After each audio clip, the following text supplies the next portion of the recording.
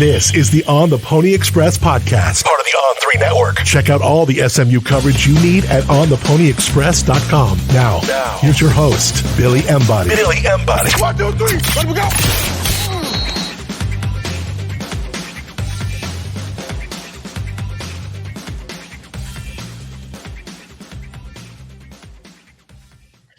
Welcome in, ladies and gentlemen, to another edition of the On the Pony Express podcast. I am Billy Embody.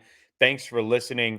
We are presented by our friends at StatusJet, statusjet.com. Use code PONYUPACC or mention ontheponyexpress.com when you book a round trip flight with StatusJet to get a discount on that round trip. And the great thing is you'll get that discount and you'll get their incredible service that helps you get from point A to point B in the way that you would expect to with a charter experience and a private jet company. So whether you're buying or selling an aircraft or just focused on getting your travel coordinated with a grade A company, reach out to our friends at StatusJet. David Henry and the team over there are proud supporters of SMU Athletics as well. You can call them 866-405-1070. I mentioned planning spring break, but David and I are already planning the season flights for SMU fans. And let me tell you, if you're on the Pony Express, you've heard me mention this, or seen me, I guess, on the site mention this.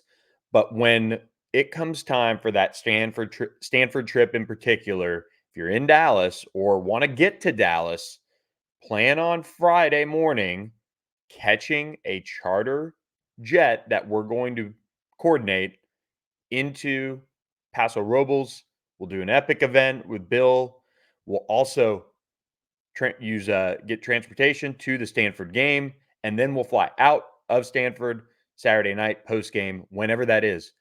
You'll be able to surprise yourself with how competitive it'll be if you planned it all on your own and you had to pay that extra hotel night for Saturday night or however you wanted to do it. Trust me, let me take care of you guys, and StatusJet will take care of us as well when we do this. So stay tuned for more details. David and I just had a meeting, talked with some epic people. We're excited about putting that trip together for our SMU family here on the Pony Express podcast. So with that, guys, we are going to preview the offensive side of the ball for spring practice, which begins on Tuesday. But we have to lead off with the news of the week, and that is that Marcus Bryant did enter the NCAA transfer portal, and Marcus is leaving SMU after multiple years as the starting left tackle for the Mustangs. And I look at this decision, and I had some opinions on Twitter, obviously, and on the message board, but there are different avenues for me to unpack this and talking about this. But let's get down to the initial reaction, which is SMU is going to have a new starting left tackle. They also are going to have a new starting center, and that is with Brandon Hickman in the portal. But Marcus Bryant started 29 games with 42 appearances for the Mustangs since he started playing, which was as a true freshman in 2020, believe it or not. The Round Rock, Texas native has started at left tackle the past 3 seasons. He was an all-AAC first-team selection. 6'8", 320 pounds, immediately becomes one of the top available offensive linemen in the transfer portal. And quite frankly, I've seen him linked. Our Alabama site has asked me about him. Washington loses starters. USC, Ole Miss has been mentioned. Arkansas, TCU. He's going to command some attention. And it makes sense. He has experience. He has size. He's a great kid. He's a great young man. So he's given a lot to SMU. He's entering as a grad transfer, and now SMU will have to fill that void, and they will look to a PJ Williams to step up, a Savion Byrd to compete there. Can Caleb Johnson turn the corner? Will somebody like a Sean Scott come out of nowhere and maybe grab that spot?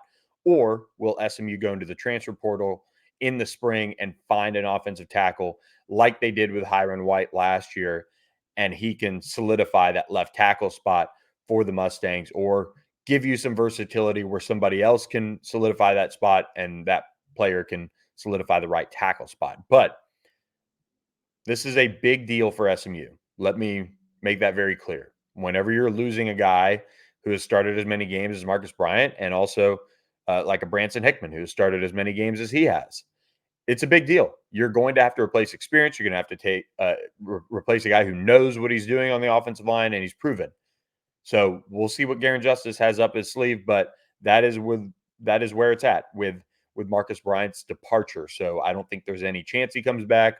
And in a way, the good thing is now you can give those additional reps to PJ Williams, to Savion Byrd, to others in the program who want to be here, and you can start developing them for spring ball. Here's where I kind of break down all the different avenues for me and why I feel a certain way about Marcus Bryant and Branson Hickman. And this is me feeling this. Like, if I was a player, I would not, in a situation where you have your coaches back, you're now moving up to a solid level of competition. You're going to play Florida State next year. You're going to play Louisville. You're going to be able to show once again that you can handle some of the top defensive players in the country. You're going to have that opportunity. You've been a starter for years. You're now getting your degree, which is great. And you've built connections. I mean, Marcus is a part of, some NIL collectives and programs at SMU. He interned with the Dallas Wings last summer through the Life After Ball program. And I said on Twitter, I said, it is wild to me that you can have all those accolades. You can be trending to be one of the best offensive linemen in modern history of SMU football. I mean, really, he is. And then for one season, you can graduate and leave. And quite frankly, I use the term toss it all away. And aggressive, maybe. But quite honestly, in this day and age, grad transfers have been a thing. And I know I said in the tweet, I said in the transfer portal or whatever. I use terms like that to encompass the whole idea, with transferring. And I get it. You go back to a Russell Wilson who did it and led Wisconsin to a Rose Bowl. There's been grad transfers here and there before the transfer portal. And guys can, without a doubt, and I'll get to this in a second, it's just not something that I would do, is to, knowing the circumstance where, just from what I've heard, it's not a, man, they don't have my grad program, I've got to leave, or I'm going to get overtaken, I've got to leave, or whatever. Do I think there are programs out there that have the chance to offer more NIL in the end than maybe SMU could have right this moment? Yes, I do think that's a possibility. I would not have, and on top of that, Marcus was getting paid by the collectives at SMU. So it's not like he was being neglected in that sense. I would not leave for 1 year. That was what I said. It's wild to me to think that you work to build yourself and this program into where it is and where it's going, and you can leave. And so I said that on Twitter, and people, of course, jumped down your throat like, I don't want players to be able to leave, and I don't think players should have the ability to leave. I have been a proponent from the beginning of players should be able to leave because coaches can leave. They can do whatever they want. Players should get paid. I personally think it should be pay for play. I think it should be taxed. I think it should be, which it is, but I think it should be more regulated in the sense of contracts, because I think tampering is, at least in the college game, it is an issue where if you have them sign professional contracts or, the like, you can really bring in some heavy-handed tampering laws. And maybe if coaching contracts ended up being like the NFL and the NBA and things like that, and you saw those tampering laws or bylaws or whatever the phrasing is be that strict, where colleges have to ask permission and this and that, then maybe we would see the tampering be respected in the player world as well when it comes to those contracts.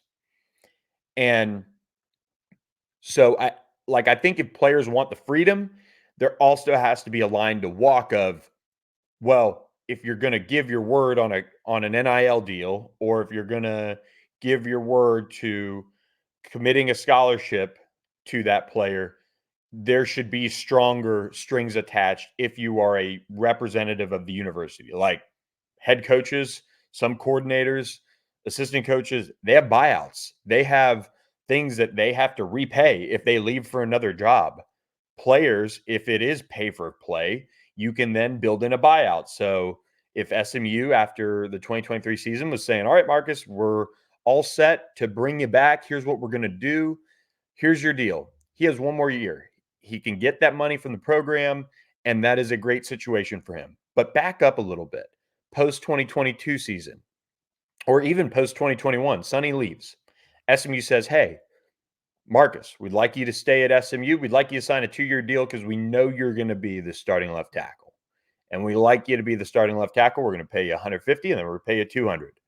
And that's going to be the deal. If you leave before the 2023 season, we're going to need 100K of that 150 back. And we're going to need this and we're going to need that or whatever. Maybe those contracts are honored a little bit more, and you have to have, programs that respect it a little bit more. And I do think there's some tampering, and I do think there's some, uh, you know, business behind the scenes that goes on with this. And I'm not saying that it's right now, it is how business is done. I'm advocating for a little bit of change so that maybe this type of stuff doesn't happen as much. I'm very much for, though, players being paid and paid for what it is, which is pay for play, and them basically ending up as professionals because that's what the college game is becoming. I'd like to see more regulation on tampering or getting someone out of a contract and treating it like an NFL type of player or treating it like a buyout with a coach. Because if people want to say, well, the coaches have the freedom to leave, yes, they do, but they also, in some cases, have to pay buyouts to leave. And we know that the college head coaching carousel with those buyouts in place is what makes that system a little wild. And then it trickles down to coordinators and assistants. If players had buyouts, it might slow people down a little bit. That's my point. So, yes, coaches can leave, but if coaches didn't have buyouts, think about maybe how much more there would be that willingness to say, okay, we don't have to pay a buyout to so and so. Look at that, that coach who's on the rise, very clearly like one of the top coaches. But man, we just hired that coach 2 years ago. We could tell that coach might be better. We're gonna take a shot with him. That's the transfer portal. That's where players can get acquired because there's no buyouts. There's none of that. So yes, coaches can leave willy-nilly and all that, but there are buyouts. And so it's not wild as it could very well be. And that's why we're seeing the transfer portal be that wild. So, yes, there's freedom with coaches. There should be freedom with players. But there are roadblocks to coaches being as free as players are right now. So just kind of think about that when it comes to when people advocate for players to have freedom. There should be maybe some roadblocks like there are with coaches in that sense. Otherwise, we are seeing the true wild, wild west of this transfer portal era. And so that's where I I wish Marcus Bryant all the best. 1 year, and if you know what, if you end up at Arkansas, if you end up at um, USC, if you wanted to be out of the heat and you wanted to go play for Michigan, if Michigan would take him, or Ohio State, or Michigan State, if that was his reason, he can have his reasons, and I whatever, like go do it. Like that's your prerogative, that is your decision, and I'm all for you having the ability to do that. You've graduated, you've got your degree, you've played a lot of football for SMU. What I said on Twitter was firmly and honestly about man, I just don't get it. Like, I don't get leaving for that final year. And part of it too, with the day and age of collectives paying players, you can build a lot of solid relationships. I mean, think about James Prochet. If he left for his final year of college eligibility, got his degree after his junior year, would he be working for Bill Armstrong as an intern at some point in between his NFL seasons? Maybe not, because Bill, I don't know. Bill might say, man, he left my alma mater high and dry when we needed him to be one of the top receivers on the team. That's where people are saying, oh, wow, the audacity for maybe some people to hold a grudge. It's not holding a grudge. It's just that, man, I would have hired Marcus to work for a real estate company or be, in my communications department for a team I'm involved with, or work for Learfield, or all sorts of different avenues that he was building up for himself with some SMU alums. Maybe those doors closed because, man, you left. And especially if somehow he ends up at TCU, those doors can certainly slam. There's just a difference, and it's the same thing. Like, I cover LSU. Kid leaves Louisiana to go somewhere else for college. Louisiana is not going to be as open armed for that player if they go finish out their career, even if they go on to the NFL and you're like, man, Louisiana, all right, you claim a great NFL player. But if you didn't go to LSU, those LSU fans are going to remember, man, I remember when LSU recruited that guy and he didn't end up coming to LSU. We're not necessarily going to support him like that. So it works on all sorts of different levels. So I just don't have any sort of uh, disgust for what Marcus did for himself. I think he should be free to do it. I really do. And he should get compensated as much as he can make if that's why he went in. If he wanted to see better weather and go play in Miami, or be on the beach and go play at Miami, or whatever reason, or play in front of a massive stadium for 8 of your or 7 of your last college football games, like, okay, like, that's your reason, I get it. Go for it. But all I said was I wouldn't do it. I wouldn't sacrifice that last year. And so it's weird. Like, we had Marcus on the show at the After Stank show. His mom came in, filmed it. It was awesome.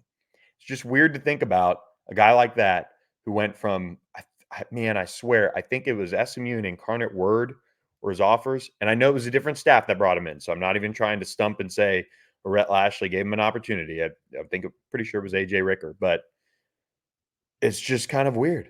It's a weird time, and I know it happens, but um, it's just kind of it's just odd to me. So, that said, I'm all about player rights. I think they should be able to be paid for it to be pay for play. Just run it through the university, because then you can have businesses sponsor the school, write it off, and then they know where the money's going, and it's very taxed and organized, and the player can just run, so and so car dealership wants Marcus Bryant to be the spokesperson for the 2024 season. Well, all right, it's going to cost you about 50 grand. That's what Marcus is wanting, but we're going to run it through him and we'll handle it.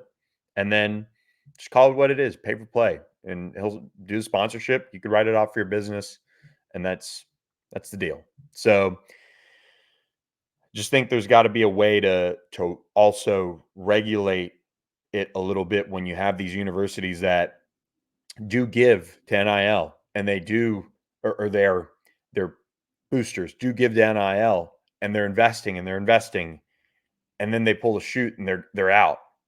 Like, it leaves the program in a hard spot at times. So at least if a player is going to say, I want to leave, well, okay, then let's go ahead and let's get a little buyout money back. And then that also, one, maybe makes the player be a little bit more financially responsible. I don't know. So that's my take. 20 minutes on the pod, guys. I'm sorry about that, but maybe that'll cause some discussion, and we can talk a little bit more about it. But quick reminder before we preview the SMU offensive side of the ball for spring practices. Quick reminder, statusjet.com. Give them a call and just have a conversation. Whether you have friends that would like to book a spring break trip, the Masters is coming up. Give them a call, 866-405-1070. Use code PonyUpACC and mention on the ponyexpress.com and get a discount on a round trip flight. So that is something to explore. You can certainly talk with David Henry and his entire team about how Status Jet can help you get from point A to point B. Could be a big plane, small plane, helicopter, whatever. You could use it as a business trip to impress clients or what have you. That is the type of company you want to align with. They will take care of you 100% with world-class treatment and a great experience from when you step on the tarmac to when you step by, your destination or step back into your home base. They can get you from point A to point B the right way. So statusjet.com, we appreciate their support. All right, let's run through SMU spring practice here. The quarterbacks, Jordan Hoffeditz, if you're not at ontheponyexpress.com, subscribe for just $1 for your first 2 months using SMU1. That's the code SMU, the number 1. That is the code for $1 for your first 2 months. Had a bunch of people subscribe, so appreciate them for doing that. Jordan Hoffeditz broke down position by position while I handled a lot of the recruiting reaction from the junior day earlier this month and some different things. By the way, big news coming at some point this weekend. So maybe just, keep it locked on the site there. But Jordan broke down the positions. SMU's quarterback room will quickly hit on this. Preston Stone is going to be limited in the spring per Rhett Lashley. He's not going to be able to do 11 on 11 from what it seems. He might throw some routes on air. He might get into 7 on 7, but Rhett said that he is going to be limited, but he is on track. It was kind of expected that his injury would take the time to get to 100% for the summer, and then he'll be ready to rock when fall camp comes along. Now, that means Kevin Jennings is going to get his opportunity to pick up a lot of reps, and I think this is key because one, Kevin has a chance to further impress the coaching staff. And I think Preston's resume, from what he put together in 2023, he is your starter. That's how it is going into the 2024 season. I don't think there's reason for a competition. That said, Kevin Jennings earned himself more opportunities if, let's say, SMU gets into the game against TCU.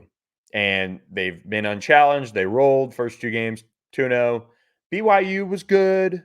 Maybe they won. If they won, I don't think this happens, but God forbid they lose. The board is melting down. Things don't go well.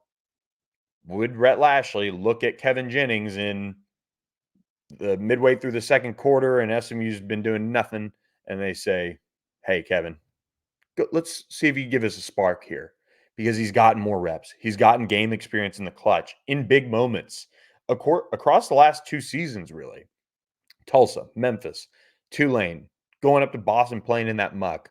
All those things, it hasn't been perfect, but you see certain areas where there is that talent and why SMU likes him so much.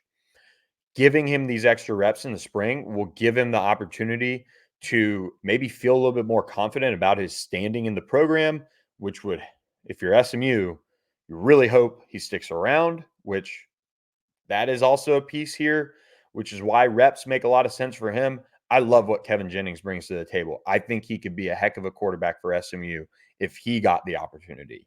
But the reality is what Preston Stone did last year and the way he was especially trending at the end of the year, he deserves to take the snaps game 1. There's no question. But you have a guy who's certainly playing with a little bit more confidence in Kevin Jennings because of what he put together in that last couple games, the experience gained. Played a Power 5 program, played an AAC defending champ and beat him. I know there were turnovers, wasn't perfect, but he put them in position to obviously win that championship game, and they did. Defense played great, helped. It was a team win. But you have Kevin getting more opportunities this spring. You also have Keldrick Luster, who will get more reps. Obviously, Alex Padilla is no longer on the roster. Keldrick redshirted last year, completed 2 of 6 passes for 23 yards, rushed twice for 12 yards, in some mop-up duty. And then Tyler Aronson, the big freshman from the Sunshine State, he is on campus. He is ready to go for his first practice as a Mustang on Tuesday. And so we'll see him get in to the program and get going on as far as his action goes. So I'm looking forward to seeing Tyler. He's been preparing for this for a while. He's got a good body, big kid. It's about 6'3", maybe a little shy of 6'3". And he is, about solid 200 pounds at least on that front. So he'll be a fun one to watch for Mustang fans when it comes to getting him on the field. So I'm not going to spend too much time on the quarterback position. It's pretty cut and dry for me. Kevin Jennings gets more reps. You also have Keldrick Luster and Tyler Aronson, who get a lot more opportunities this spring because Preston Stone is sitting out. We'll also see De'Aaron King get an opportunity to coach up his room for a full spring practice for the first time. So then we get into the SMU running backs, and the Mustangs do have some talent in that room, and they will be looking to develop that group a little bit more this spring. And the newcomer in the group is Brashard Smith. He is coming in from Miami. He's going to play a little bit of slot too, so don't, he was listed as a wide receiver coming out of high school, which is kind of why we included him in the wide receiver preview for spring practice, but he is starting out as a running back with Kyle Cooper, and he is that kind of Roderick Daniels type of athlete who's explosive, able to make big plays, and the Mustangs are going to love him in the return game, which is going to be tough to kind of wait and see on when it comes to that. That's more of something he's proven. He was the 4th best average yards for kick returns in 2023. He did it at Miami, so he's going into the ACC again, and he is electric. Some of the highlights Rhett Lashley showed at the signing day event that he did were electric. So Brashard Smith is in the running back room. He's a thick, sawed-off kind of slot option for the Mustangs, gadget type, but he's really going to help in the return game and take some carries too. Big thing for this group is hitting their potential. They will have Derek McFall join them, the 4-star athlete, will join them in the summer. But you have 3 guys that hit various points of progression in 2023. You have Jalen Knighton, who rushed 136 times, tops on the team, for 745 yards and 7 touchdowns. He added 13 catches for 89 yards and a touchdown. You had LJ Johnson, 108 carries, 576 yards, 4 scores, 7 catches, 58 yards. Kamar Wheaton, 83 carries, 410 yards, 5 touchdowns, 3 catches for 44 yards. Gone are Tyler Levine and Velton Gardner. And Zane Miners, the walk-on veteran now, had 24 carries for 101 yards in 2023. Jalen Knighton, I mean, you got to find a way to get him to hold on to the football. I think that's key.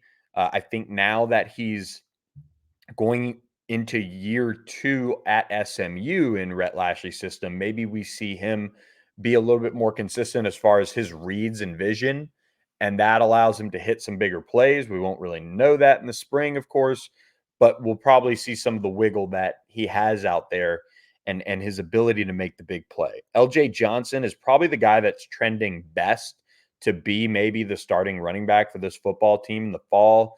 He's got that combination of size and speed that you want.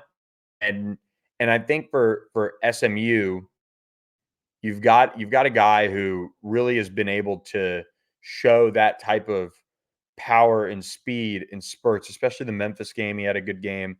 So he was fresh in the system last year. He wasn't a guy that had experience like a Jalen Knighton or a Tyler Levine or Kamar Wheaton and other guys like that. He was new, brand new.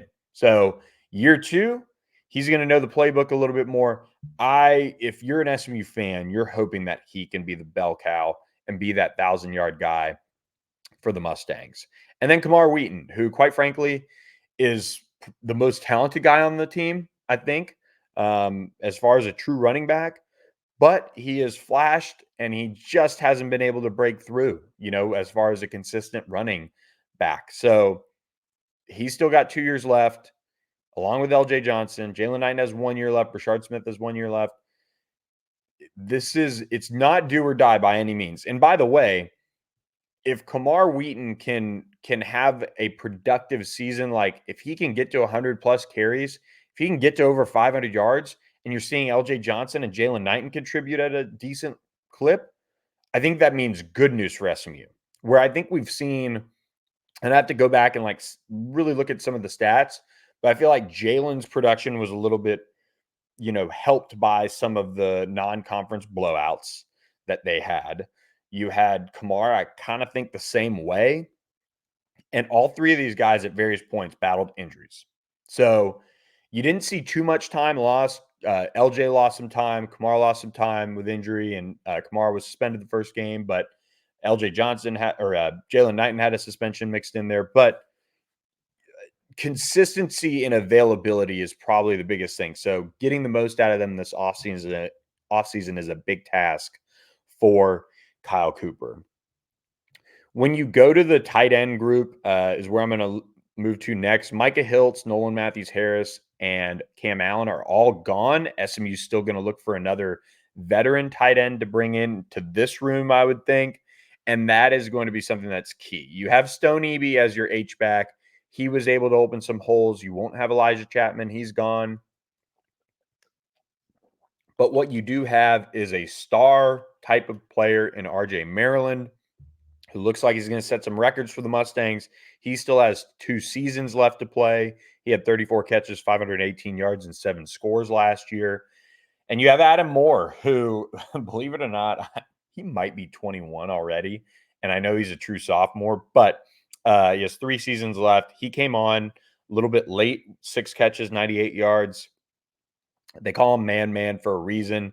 And the Mustangs, or Man-Child, or one of the two, but he is a boss. And I think he's got a chance to be really special. But what SMU needs this spring is to really get Trip Reardon up to speed on being that physical blocker, big body. He can be that type of a guy that can move the pile, and he's shown some plus athleticism in workouts. He redshirted last year, had 1 catch for 26 yards. If he can be a physical force blocking for SMU, then you can maybe get a little bit more creative. Whereas when you have to have Stone Eby in there, being a true H-back, yes, fun helps maybe, but Trip Reardon's ability to also catch the football is a nice piece too. And Adam Morin's not a small guy either. I mean, he's listed 6'2", 250, but which is crazy considering Trip's 6'4", 236.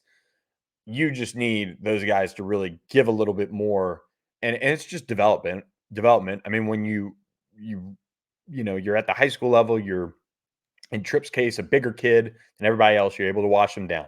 In Adam Moore's case, you're almost split out exclusively as a senior. And then Lonnie Johnson, who's really just transformed his body. I mean, he really impressed me. I think there's a loose outside chance that, yes, Lonnie Johnson is a tight end.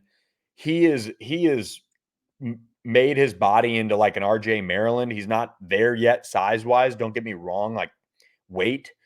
But Lonnie has that wide receiver talent where I'd be intrigued if SMU can't get some of the things that they want out of these wideouts. Can they maybe find a way to get Lonnie as a big physical matchup on the outside and maybe get a little bit more out of the outside receiver spot that we know that SMU needs more out of? So at the wide receiver spot, speaking of that, you do have Jordan Curley off to rehabilitation and then try to get his NFL shot somehow. And then you have 7 veterans in this room.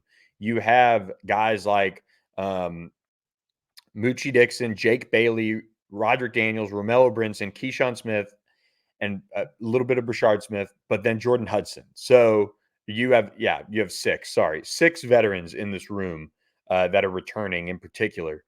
And then you have young guys, Jackson Lavender, Jamarian Carroll, Ashton Cozart. Those are the redshirt freshmen. Ashton Cozart is the new face from Oregon. You also have Randy Reese, who's a gray shirt. So he joins the program as a true freshman. And this room probably has the most pressure on it. And here's why. Jalen Knighton, Kamar Wheaton, LJ Johnson, and toss in Brashard Smith. I think you could roll any of those guys out there, and if you can get one of them, two of them to game day, you're going to be okay when it comes to getting what you maybe need out of the running back group to be competitive in the ACC in year one. You need more consistency holding on to the football. Jalen just being more consistent. LJ being healthy. Kamar being healthy, being more consistent. All of that. But you could tell like the talent is there at different spots for all those guys to make it really work for the running back room next year if the offensive line takes a step forward in the ACC or rises to the occasion, I should say. But the wide receiver room, here's priority number one for next season. And I know there's pressure lumped on this guy, but there was pressure lumped on other guys when Rashee Rice left. And now, after last year, you see why you need somebody like a Jordan Hudson in particular to step up and be that guy. And he has to do that. And it's going to take time. It's going to take a moment for him to realize that maybe. But if in this spring he can learn that and take advantage of the opportunity that he has, he can be a number one guy. He can be an elite wide receiver. And I think that's the most important thing that can happen this spring is yes, they need to find a true number one that can step up and be a guy that they absolutely rely on. They need that. That has to happen. We won't know until the games. I mean, that's the reality. Who can stay healthy? Who's going to be available? But Jordan Hudson's now in year 2 of the program. The training wheels should be off. I mean, that's the reality. Training wheels should be off. He should be ready to go. And he has a chance to be a superstar. He really does have that opportunity to be that guy. He had 30 catches for 425 yards and 7 scores last year. That led the wide receiver group, I'm pretty sure. Yes. Led the wide receiver group, tied for the team lead in receiving touchdowns with RJ Maryland. But then you have Romello Brinson, 28 catches, 431 yards, 2 touchdowns. Moochie Dixon, 28 catches, 441 yards, 4 touchdowns. Keyshawn Smith, 25 catches, 392 yards, 3 touchdowns. Jake Bailey, 42 catches, 528 yards. Pretty wild he didn't have a touchdown. Roderick Daniels, 24 catches, 370 yards, 4 scores, 15 carries, 23 yards, 9 kick returns, 23.6 yards per return, 24 punt returns, 10.7 yards per return with a touchdown. And then you have the young guys. Jackson Lavender had a catch for 20 yards. Jamarian Carroll, 1 catch for 7 yards. So that, and Ashton Kozart didn't play for the Ducks. Outside spots, you need a guy to step up. I think Jake Bailey, Roderick Daniels, a little bit of Brashard Smith, but maybe a Jackson Lavender can be solid, good options out of the slot for the Mustangs. And they have that ability when looked their way to make plays. We know that. Like, good things happen when they can get those guys a little vertical or on some deep crosses, things like that. It just works out. I'd like to see SMU maybe develop different ways to get them the ball just outside of the jet sweep. But the reality is those guys are explosive and they're a pretty good group that balance each other well of slot guys. So at the outside receiver position, I think you're looking at maybe seeing somebody like a Romello Brinson stepping up. I think Moochie Dixon is a trendy pick as well, just because he was hurt for a good amount of time. I think that's something that is worth remembering when it comes to that. And he really, once he got through that broken finger, I mean, it was a broken finger. He was somebody that you can rely on a little bit more. And finding some sort of consistency out of Keyshawn Smith would be nice too. So it's a position that needs to see guys elevate their game. I think last year they were searching for somebody to do it, and all the rotating and all the different this and that, and Jordan Hudson's still learning or being, having some training wheels on, just ended up being a little much. So there is an avenue that it rotating works, but it also needs to be done in a way that maybe you got to be able to see somebody that maybe just needs a little bit more playing time. It's like I can kind of equate it to a hockey player who might be struggling, but he's a stud. They're going through a little scoring slump. Well, sometimes they just need a little bit more reps and opportunity to then maybe put one in the back of the net, and then they can break through. And I felt like Jordan Hudson was kind of that guy last year, and he just didn't get enough opportunities. Like, just put him out there. Good things are probably going to happen more often than not. So, anyway, that is the wide receiver spot. At offensive line, SMU has an interesting group here, and I'm going to whittle this down pretty quickly. I'm going to kind of just give you a starting five and kind of some guys to watch because I've got somewhere to be, quite honestly. I've got an important lunch for us, but SMU does have options at the tackle spot. And talking with Garen Justice, and I think I mentioned this on a prior pod, but Garen Justice said to me at least that when he was talking with Savion Byrd in the transfer process, he was so impressed at how high of football IQ he had. And I think that tells me, okay, he's going to trust him to either be left or right tackle if he shows what he needs to, of course, on the field. But having that IQ is something that I think they even underestimated throughout the process. And he was just stuck at left guard where, I mean, for whatever reason, Savion just couldn't gain the weight. Being at left or right tackle for SMU in the ACC, we saw Justin Osborne. I mean, he kicked out, and I know Justin's super talented, and he's got maybe a little bit more height and length, but Savion Byrd could do the job at a right tackle, and I think he's going to have the opportunity to earn that spot. And PJ Williams, the same way. They're going to have their chances this spring to earn their spots at left tackle, at right tackle.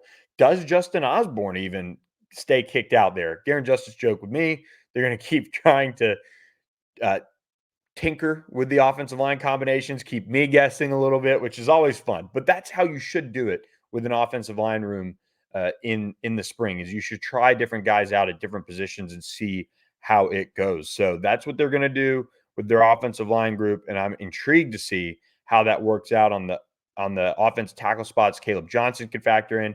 Did Sean Scott get big enough and strong enough? The second-year guy who redshirted out of California, can he maybe factor in?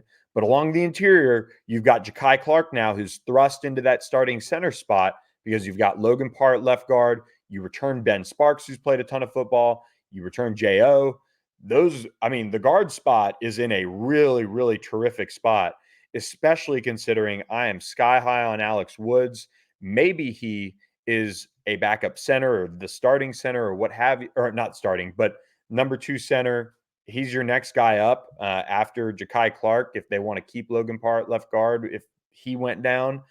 But you also have Nate Anderson, who's a big physical guy that they're hoping with a fresh set of circumstances, he can become this year's Logan Parr. Nobody really thought about Logan Parr being a starter for SMU last year. Turned out he was one of their best offensive linemen right behind Justin Osborne, in my opinion. So you lose Hiron White, you lose Branson Hickman and Marcus Bryant to the transfer portal. Those guys are gone. It means guys have to step up. And so this is now one of the most intriguing rooms, but it's also a room that is probably going to be addressed in the transfer portal after the spring. So we'll be watching that piece as that plays out. So there will be unanswered questions until we probably get to fall camp with how exactly this offensive line room is going to work out. They do have some stalwarts with Justin Osborne and Logan Parr back. I'd include Ben Sparks in there. And PJ Williams has played a good bit of football. Now you need some younger guys like an Alex Woods to really step up and push. Reagan Gill push some guys. Sean Scott just might not be there size-wise, but I know he's somebody who has the athleticism if he can put it together. He was also nicked up a little bit in the fall, so we'll be tracking that. But with that, guys, hope you guys enjoyed this edition of the On the Pony Express podcast. Quick reminder, again, subscribe to ontheponyexpress.com. Subscribe to wherever you get our podcast at, and hit the like button on them as well, especially on YouTube. And if you want the official game ball for SMU, go to biggameusa.com, which is right here in Addison, Texas, and use the promo code BEON3, BEON, the number 3, for 10% off your order and free shipping for the official game ball of SMU football. Hope you guys have a great weekend, everyone. Thanks for listening to this edition of the On the Pony Express podcast. Catch you guys next week to preview defense and hopefully talk a little bit about the big news I alluded to. So thanks for listening, everyone, and we will catch you next time with another edition of the On the Pony Express podcast. Thanks for listening to the On the Pony Express podcast with Billy Embody. Follow us on your socials on X at SMU_on3 and on Instagram at on3SMU. And keep it locked to ontheponyexpress.com for more coverage.